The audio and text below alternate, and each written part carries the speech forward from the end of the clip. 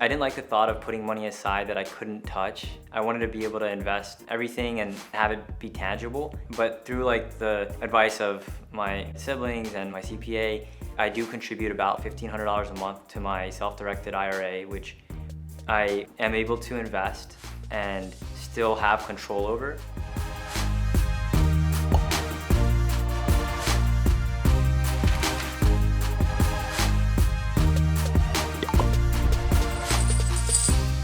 My name is Sahil Mehta.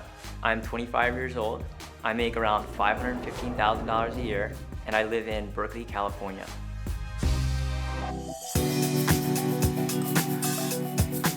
I work as an executive assistant for Herman Chan at Golden Gate Sotheby, and my day-to-day really can be largely unpredictable. I make a commission on every deal that we close, and fortunately, the real estate market here in the San Francisco Bay Area has not slowed down. It has only increased year over year since I've started, and a lot of it has to do with market timing.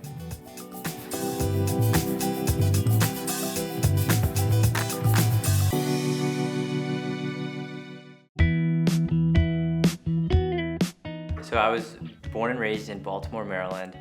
My dad was a practicing physician, and my mom was a business owner. My family sort of lost a lot of what they worked so hard to earn in the market crash of 2000 and 2008. And so at an early age, I learned the importance of managing money and managing risk, which really accelerated my timeline. I had different side hustles in middle school. I was selling snacks in between classes, which really created a sense of urgency for me to be able to learn about financial freedom and being able to provide that to my parents as quickly as possible so I could, leave them from the pressures that they were putting on themselves to support us. That forced me to learn about money and managing. Our parents never wanted us to be stressed or pressured, but inadvertently us seeing what they were doing to provide for us was a lot of pressure, and it always created a sense of urgency in me. I don't pay any rent right now. I live in a building that I own, and I try to keep it that way. Elon Musk, to many, is a pretty big role model to me. I ended up buying a Tesla Model X. It was my dream car, and I just feel so fortunate to be able to buy it, but then also just use it. At the end of the last year, I found out that there was a way that I could buy the car and write off the entire amount if it weighed more than a certain amount. And so I discovered that the Model X qualified.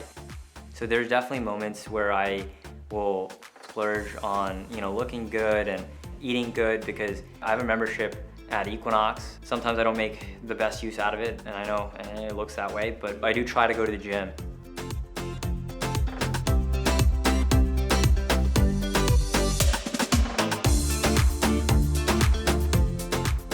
So the goal is to try to save as much as possible, and sometimes it turns out to be very little just because of the natural expenses that come with property management and property improvement that we do.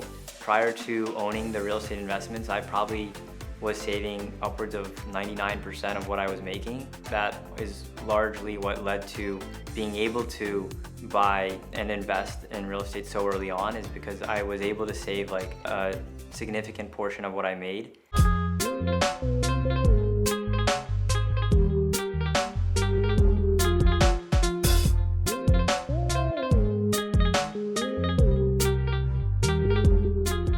He inspired and motivated me to be able to move to Berkeley. While attending my senior year at Berkeley High School, I discovered that there was an option to take concurrent enrollment for classes that transferred to UC Berkeley at a discounted rate or completely free. And so I aggressively took as many courses as I could to transfer. So graduating high school, I enrolled into Berkeley as a junior instead of a freshman. It was a little to no cost investment to experiment with the idea of being a real estate agent. And so I worked on getting my license simultaneous to all the other things that I was working on, primarily getting into Berkeley. When I got into real estate, I just wanted to graduate and get it done with. and then just focus as much as I could on learning about real estate.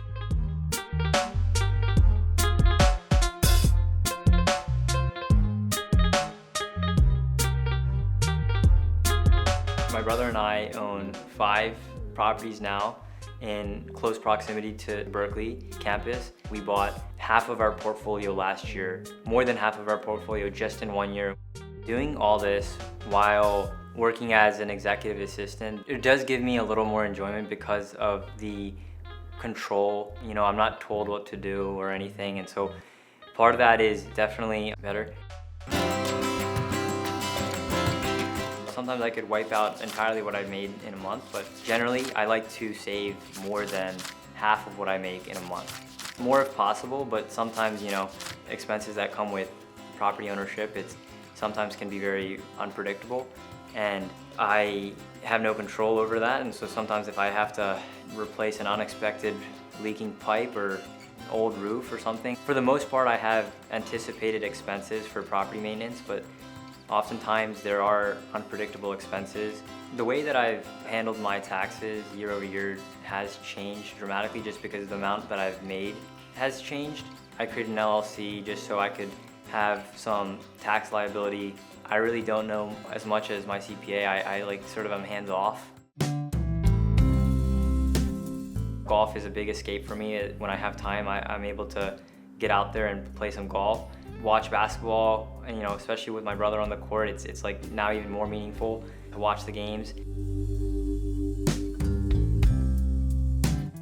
Traveling is one of the things that I really enjoy. I wasn't ever able to really travel as much as I would have liked to, but I mean, every year my family drops, you know, sort of what they're doing, and we're able to squeeze out 1 week out of the year to be together in Hawaii.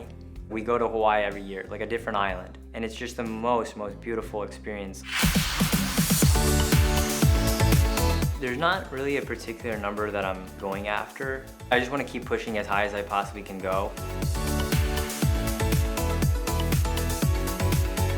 But the combined effort of my siblings and I, we were so fortunate to stay true to our mission of helping our parents and providing to them like they did to us.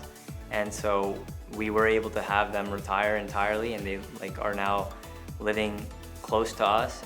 What's theirs was ours growing up, and so like now what's mine is like I feel like is theirs.